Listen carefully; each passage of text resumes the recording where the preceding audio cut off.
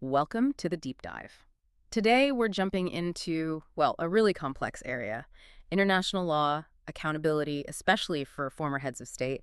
And it's very much in the news right now because of this attempt to enforce an international criminal court, the ICC arrest order on former Philippine President Rodrigo Duterte. Okay, let's unpack this. In this deep dive, we're going to explore the uh, the legal side, the political side, all surrounding Duterte, the ICC, and that big decision the Philippines made to pull out of the Rome Statute, the treaty that set up the ICC. We've got a great news article here that pulls together statements from various lawmakers, political figures, gives a really good sense of where things stand. Yeah, that article is kind of our anchor today. It helps cut through some of the noise, Yep. lets us focus on the specifics, jurisdiction, cooperation, or lack thereof, and definitely the political moves happening inside the Philippines.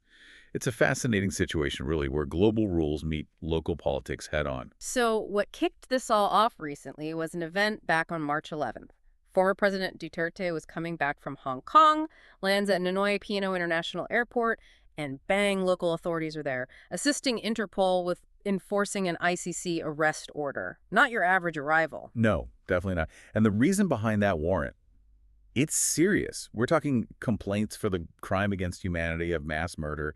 This ties directly back to the Duterte administration's infamous drug war. Human rights groups were sounding alarms from the start about, well, rights being ignored, and these widespread claims of extrajudicial killings, EJKs, especially from police operations like Oplan Tokan. Oplan Tok Hang. It's a name you hear a lot. Worth understanding where it comes from. It's actually Visayan Tok Tok for knock, Hangyo for plead. So the stated idea was police knocking on doors, pleading with drug suspects to surrender. Simple enough, right? Sounds almost gentle, doesn't it? Exactly. But here's where it gets, well, where the reality was incredibly grim. Despite that name, it quickly became linked to incidents where people, sometimes innocent people, were killed. A really powerful and tragic example is Kian de los Santos, August 2017. Just 17 years old, shot point blank.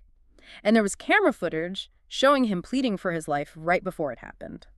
That kind of incident really fueled these ICC complaints.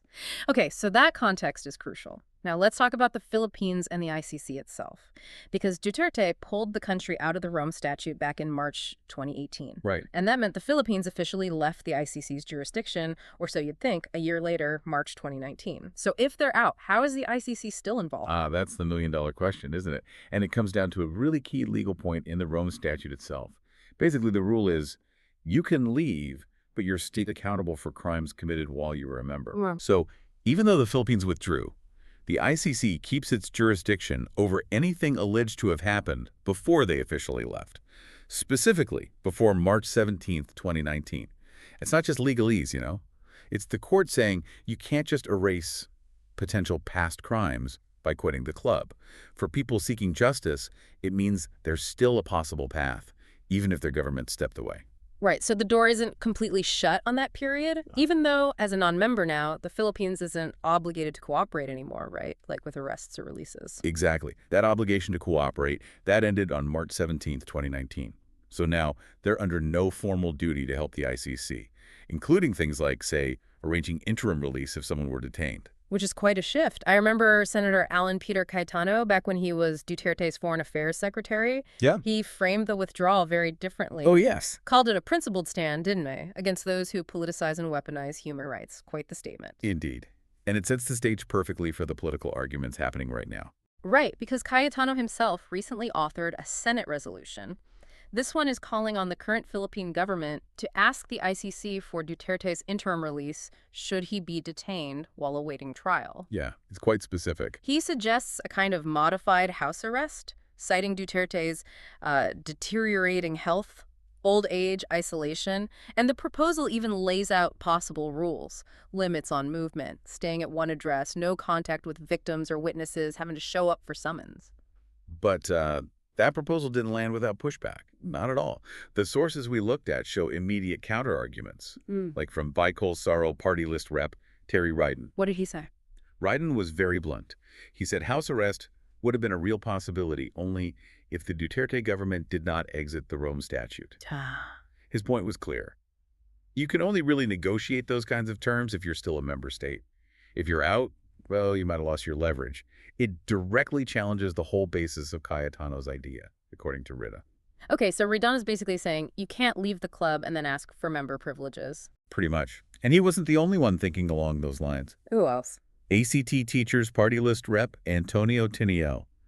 He had similar thoughts, calling Cayetano's resolution playing to the gallery. A non-starter, he said. A non-starter, strong words. Yeah, reinforcing that same point. The ICC would likely only consider interim release requests from a member state, entrusting that state with supervision. So let me see if I've got this straight. The ICC can still investigate and potentially prosecute for acts before March 2019 because jurisdiction was locked in. Correct. But because the Philippines left, it lost the standing, or the presumed trust, to negotiate things like house arrest instead of detention. Is that the argument? That seems to be the core of the counterargument from figures like Rydon and Tinio. It's the sort of catch-22. Your past actions are still under scrutiny, but your present status limits how you can engage with the process. It really puts the withdrawal decision in a stark light, doesn't it? It does. It raises questions about the long-term consequences of stepping back from these international bodies. Was this specific outcome foreseen or considered? And there's another political move related to this, right? Senator Robin Hood Padilla. Yes. Padilla drafted a resolution too, along with allies like Senators Bongo and Bato de la Rosa. This one calls on the government to essentially bring Duterte back, although the mechanism seems unclear given the ICC context. How was that received? Well, someone like former Senator Leila de Lima, who's now a party list rep herself, she basically dismissed it, called it a mere attempt at political posturing. Her point was that the Philippine government doesn't actually have the power to just order the ICC to send Duterte back, especially if you were ever detained by the court. It highlights again the limits of domestic politics when faced with an international legal process. Okay, so if we try to synthesize this for you listening, what does this all boil down to? It feels like this fundamental clash. The ICC insists its jurisdiction over past alleged crimes continues. But the Philippines, now a non-member, says we're out, we don't have to cooperate. And that clash has huge implications for everything from potential arrests to negotiations. That's exactly it. That's the core tension. And if we zoom out a little, this case is a really vivid example of what happens when a country pulls out of an international agreement like the Rome Statute. It creates these incredibly tangled legal knots, especially around holding leaders accountable for things that happen on their watch. It's not just theory, it has real-world impact. It really throws a spotlight on that constant push and pull between a nation's right to govern itself, its sovereignty, and these international frameworks designed for things like justice and human rights. The balance is tricky, and the answers aren't always neat. Okay, so wrapping up our deep dive today, we looked at that initial ICC arrest order attempt for Duterte, the huge step of the Philippines leaving the Rome Statute and what that legally means or doesn't mean. And now this political back and forth among lawmakers about what, if anything, can be done regarding detention. It really shows just how complex things get when international law bumps up against domestic politics. Absolutely. And maybe it leaves us, and you listening, with a bigger question to mull over. What's that? How does a nation's choice to withdraw from a body like the ICC affect its future? Does it impact its ability to argue for its own citizens internationally? Or, maybe more pointedly, how does it affect accountability for its leaders' past actions? What's the lasting effect of these decisions on how a country is seen and, perhaps more importantly, how its own people perceive justice, both at home and, on the world stage? Definitely some powerful questions to think about. Thank you for joining us on this deep dive. We hope this helped make sense of a very complicated situation.